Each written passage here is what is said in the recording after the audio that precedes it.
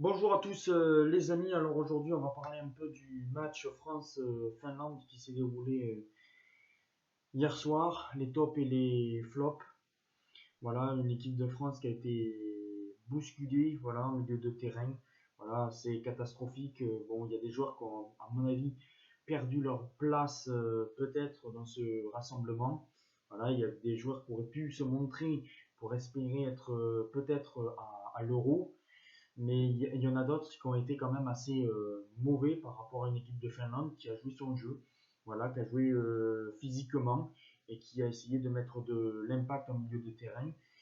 Alors après, que dire de cette équipe-là qui était vachement remaniée. Voilà, la meilleure note c'était Marcus Thuram avec un 7 et Lucas Digne qui a fait un bon match avec un 6. Mais après le reste, c'est entre 2 et 5.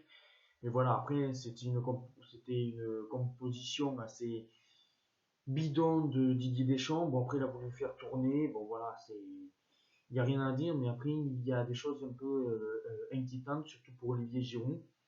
Voilà, qui est en manque de temps de jeu avec Chelsea et avec l'équipe de France, qui a été bidon, qui a été vraiment très très nul contre cette équipe de Finlande assez faible. Un Paul Pogba qui est quand même assez inquiétant aussi, parce que Paul Pogba c'est un cadre, et là tu te poses la question, même s'il doit être titulaire en équipe de France, bon, dans le groupe de France, et après, bon voilà, un Léo Dubois qui, on se dit, bon ben, Benjamin Pavard va avoir du mal à avoir de la concurrence, parce que Léo Dubois c'est pas terrible, défensivement, offensivement c'est pas mal.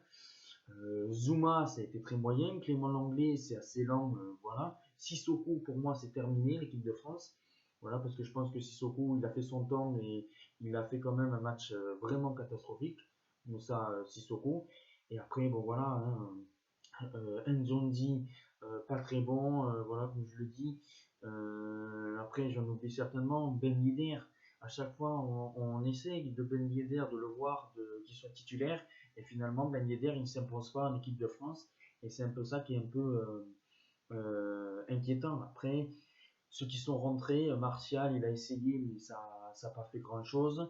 Griezmann, pareil, il a tenté des choses, mais ça n'a pas été flamboyant. Kanté, quand il est rentré, a été un petit peu meilleur, mais voilà, c'est assez faible cette équipe de France. Et si tu joues comme ça face au Portugal, tu risques de te prendre une tôle et tu risques de te voir te prendre une raclée. Après, c'est sûr que face au Portugal, je pense que ça ne sera pas la même équipe.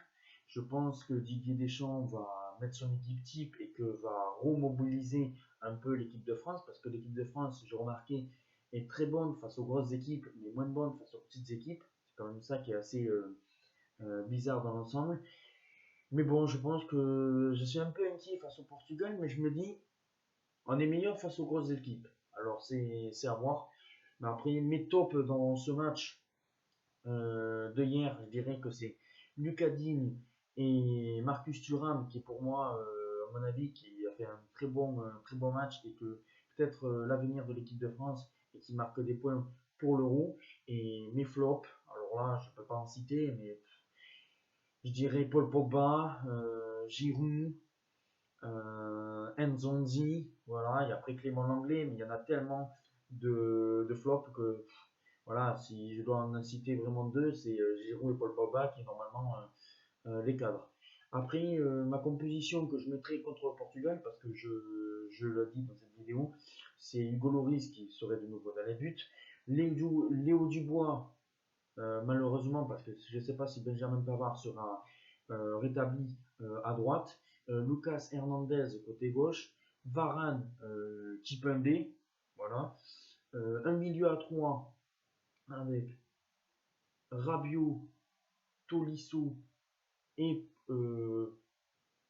et Kanté. Je ne mettrai pas Paul Pogba parce que Paul Pogba a été quand même très moyen et je le ferai rentrer en cours de match. Et après un Griezmann en 10 et Giroud et Mbappé en pointe. Voilà les amis, le petit débrief du match France-Finlande. Ciao.